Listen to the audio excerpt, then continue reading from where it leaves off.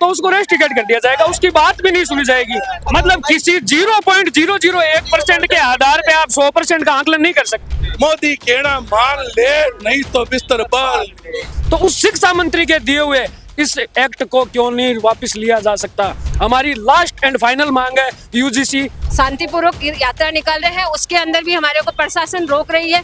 प्रशासन को रोकने की उनकी जिम्मेदारी है, लेकिन हमारे को अपना काम करना है आने वाली भावी पीढ़ी के लिए। तो यहाँ समानता का अधिकार का डायरेक्ट उल्लंघन हो रहा है। जैसे बीजेपी को श्रवण समाज ने खड़ा किया है, तो ये बीजेपी कतई नहीं बोले कि श्रवण समाज उस 75 से 80 सालों में कभी सड़कों पे ऐसे निकला है? ये जो गुलाबी नगरी है, ये भगवा केसरी आपको दिखाई दे रही है, कभी हमने ऐसा किया? हम हमारा हक मांगते नहीं। 2026 यूजीसी रिफॉर्म बिल लागू होता है, जिसको लेकर कई जगह पर कई प्रतिक्रिया देखने को मिल रही है। खासकर भारत में कई सवर्ण और जनरल कैटेगरी के लोग जो हैं वो इसका विरोध कर रहे हैं। राजस्थान में भी करणी सेना के अध्यक्ष महिपाल मकराना जी इसका नेतृत्व कर रहे हैं और इस बिल का विरोध कर रहे हैं। तो आइए जानते हैं लोगों से कि इस बिल का आखिर वो विरोध क्यों कर रहे हैं और क्यों इतनी बड़ी संख्या में लोग आज एकत्रित हुए हैं। क्या नाम है भैया आपका? पुष्पेंद्र सिंह शेखावत। पुष्पेंद्र, क्यों इस बिल का विरोध कर रहे हैं आप? देखिए, मैं बताऊं आपको, जो ये यूजीसी का जो एक्ट लेके आए हैं, इसमें सामान्य वर्ग के जो भी बच्चे हैं, जो आगामी जो मतलब कि बड़ी यूनिवर्सिटी में पढ़ेंगे, उनको जो अन्य जो जातियाँ हैं, ओबीसी की है, SC ST की है, उनको मतलब उनसे दूर करने का एक प्रयास है। रीज़न ये है, सपोज डेट कि मैं मैं PhD कर रहा हूँ सपोज डेट JNU से, और मेरे पे किसी बच्चे की जो ओबीसी का है या SC ST का, उसकी आंख हो गई, उसने मेरे को झूठे किसी अनफेयर मेंस में फंसा दिया, प्रिंसिपल से या मतलब डीन से शिकायत कर दी, तो उसके बाद में मेरे को डायरेक्ट रेस्टिकेट कर दिया जाएगा। और दूसरी बात, जो यूजीसी की कमेटी बनाई जा रही है, उसमें भी किसी जनरल कैटेगरी के बंदे को इन्वॉल्व नहीं किया जाएगा। तो आपका कहना यह है कि जो यूजीसी की कमेटी है उसमें जनरल कैटेगरी का कोई नहीं है, SC ST और ओबीसी के ही लोग रखे जाएंगे। तो आपकी मांग क्या है कि पूरा जो यूजीसी बिल है इसको वापस ले? देखो, पहले तो कुछ अलग था, लेकिन अब हमारी फाइनली मांग है यूजीसी रोल बैक, पूरा का पूरा रिटर्न लिया जाए, और जो पहले जो एक्ट चल रहा था वो वापस लागू किया। आप इसमें संशोधन की बात क्यों नहीं कर रहे हैं, इसको पूरे को वापस लेने की? पहले अमेंडमेंट की बात की थी, लेकिन सरकार नहीं मानी। ठीक है, 2-3 पहले मुख्य बिंदु दिए गए थे, प्राथमिकता यही थी, लेकिन इसमें इन्होंने 1% रत्ती पर भी अपन कह सकते हैं, इन्होंने इंटरेस्ट नहीं दिखाया। तो यूजीसी रोल बैक, जो पहले जो एक्ट चल रहा था, उसमें क्या कमी है? कमी क्या है? आप एक बात बताओ, एक SC ST का अभी हाल ही में आपको बता देता हूँ, सुप्रीम कोर्ट के पास 2 लोग गए थे और उनके साथ ये इश्यू हुआ था कि उनके साथ जातिगत भेदभाव देखने को मिला था। इसलिए सुप्रीम कोर्ट ने यूजीसी को कहा कि 1 महीने के भीतर तुम एक कड़ा से कड़ा मैं आपको एक बात बताता हूँ, रेगिंग वर्षों से चलती आ रही है। रेगिंग के एक नॉर्मल किसी उदाहरण को आप सुप्रीम कोर्ट में लेके जाते हो, और इस यूजीसी के जो एक्ट है उससे यदि कंपैरिजन करते हो, तो ये कहीं की बात नहीं हुई।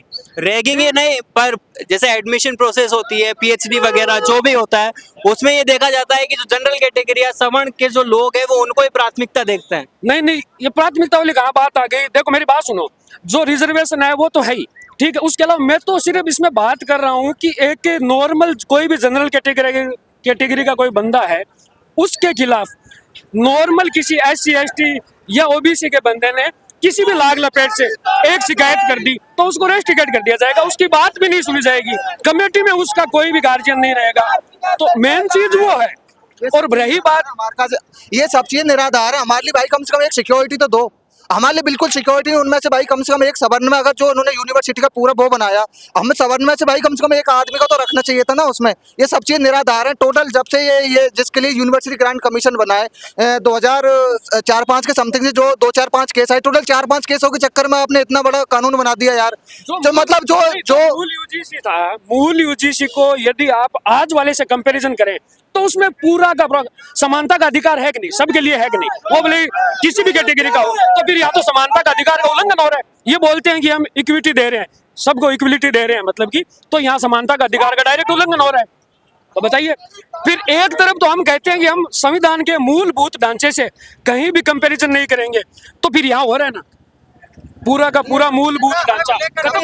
हम लोग औरंगाबाद बिहार से आए हुए हैं, मकराना भैया के साथ, मकराना दादा के साथ हम लोग जुड़े हुए हैं। किसी भी कीमत में इस बार आप दिल्ली ये तक इस तक को पलटने का ही काम करेंगे, ऐसा कोई विशेष नहीं है। एक छात्र को सिर्फ इस वजह से निष्कासित कर दिया जाता है क्योंकि वो सवर्ण है, वो भाई कुछ लेकर के नहीं आया है। जो 75 साल से भी तो रिजर्वेशन मिल रहा है, अब कुछ नहीं हो उससे, उसके बाद में भी आप यूनिवर्सिटी ग्रांट कमीशन करते हो भाई। मतलब जो छात्र जिसने सवर्ण समाज में जन्म ले लिया उसको सिर्फ जन्म के आधार पर भाई बच्चे की क्या गलती है उसमें? कोई गलती नहीं है भाई। कम से कम ये चीजें गलत हैं और हम बिल्कुल पीसफुल। आपका क्या नाम है? मेरा नाम पंकज चतुर्वेदी है। आप क्या करते हैं? मैं डायलिसिस टेक्नीशियन हूँ। डायलिसिस टेक्नीशियन है। तो आपको नहीं लगता कि कहीं ना कहीं जातिगत भेदभाव यूनिवर्सिटीज में देखा जाता है, इसलिए उन्होंने ये कदम उठाया? कोई ये मान लो 100% में जाओ 2-3% मिलता है। आज के समय में भाई साहब बिल्कुल खत्म हो गई है चीजें, समाज ही खत्म हो गया है। बॉडी पे डिपेंड है, मतलब किसी 0.001% के आधार पे आप 100% का आंकलन नहीं कर सकते।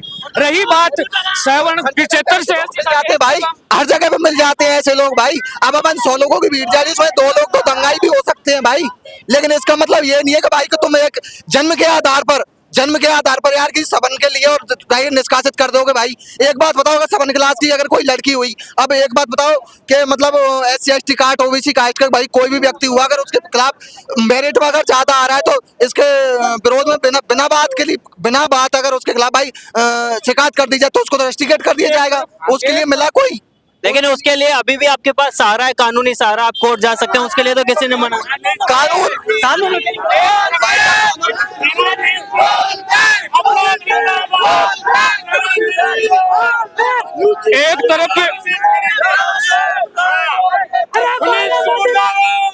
एक तरफ हम आजादी के जो अमृत महोत्सव वो मना के निकले हैं। कभी आपने देखा है सवर्ण वर्ग 75 से 80 सालों में कभी सड़कों पे ऐसे निकला है? ये जो गुलाबी नगरी है, ये भगवा केसरी आपको दिखाई दे रही है, कभी हमने ऐसा किया?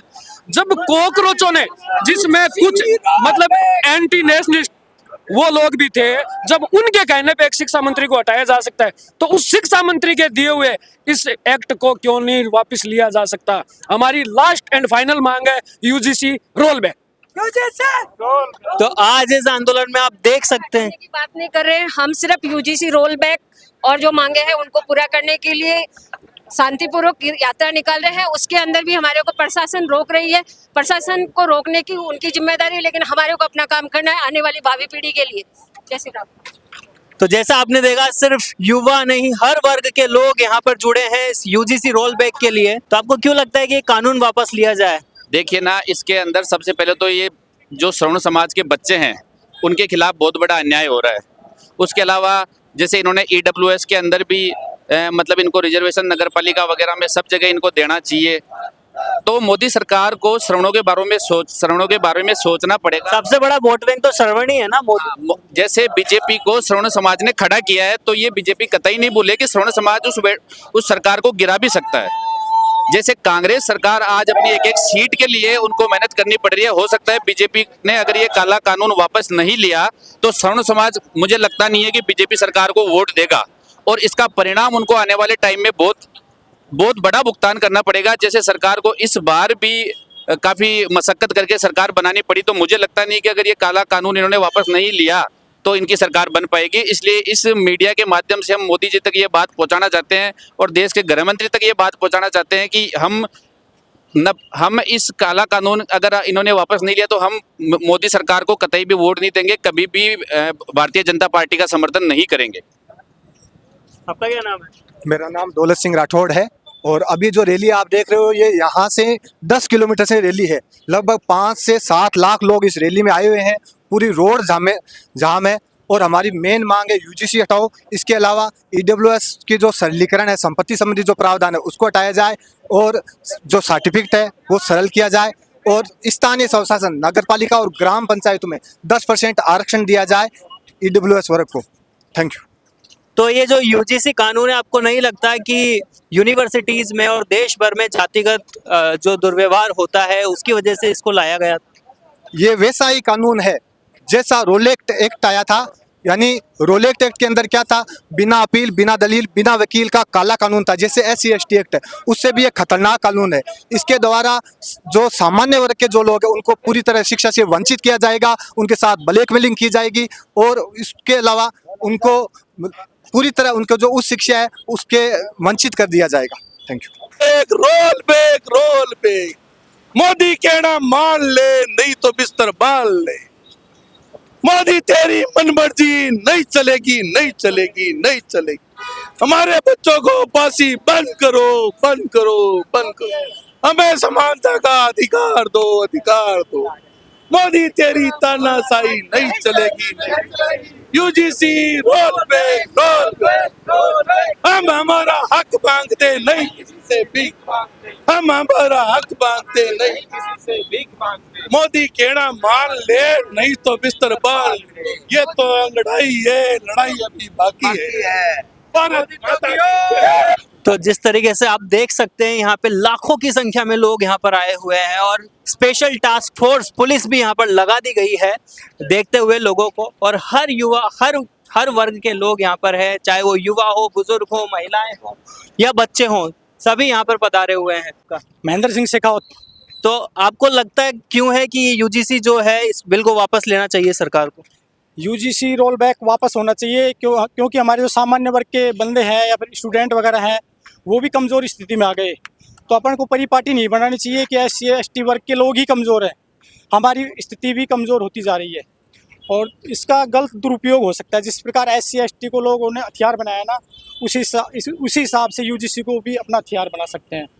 इसके अलावा हमारी सबसे बड़ी मांग है आरक्षण आर्थिक आधार पर होना चाहिए। आरक्षण में क्रीमिलियर सिस्टम लागू होना चाहिए। अब आप ये बताओ जब क्रीमिलियर सिस्टम OBC पे तो लागू हो सकता है और SC/ST पे लागू नहीं होगा तो हमारा देश एक कानून की बात कहाँ गई? कहने का मतलब हमारा संविधान क्या सिखाता है? एक देश एक कानून। हमारा अनुच्छेद 14 क्या सिखाता है? विधि के समक्ष सभी समान है। तो कानून भी सभी समान होने चाहिए ना। अनुच्छेद 15 क्या सिखाता है? जाति धर्म वंश लिंग व जन्म स्थान के आधार कोई भेदभाव नहीं होगा। तो आप लेकिन ये भेदभाव यूनिवर्सिटीज में देखा गया, इस वजह से ही तो ये कानून लाया गया। जातिगत भेदभाव जो यूनिवर्सिटीज में हो रहा था उसी की वजह से तो ये कानून लाया गया। फिर आप इसका वापसी की क्यों मांग कर रहे हैं? महिपाल सिंह जी मकराना स्वयं कहते हैं कि उनके साथ में पढ़ने वाले जो स्टूडेंट थे वो SC से थे, लेकिन आज दिन तक कभी उन्होंने इस प्रकार का कोई भी भेदभाव नहीं। तो आपको लगता है कि जो भी बच्चे इस तरीके के सुप्रीम कोर्ट में गए थे, जिन्होंने पिटीशन फाइल करी थी जिसकी वजह से कानून बना बाद में, वो सब झूठ बोल रहे हैं? कानून बनते ही आपको पता है सबसे पहले अगले जो याचिका करता है उसके 50,000 रुपए उसके खाते में डाले जाते हैं। इस प्रकार लाखों केसेज है।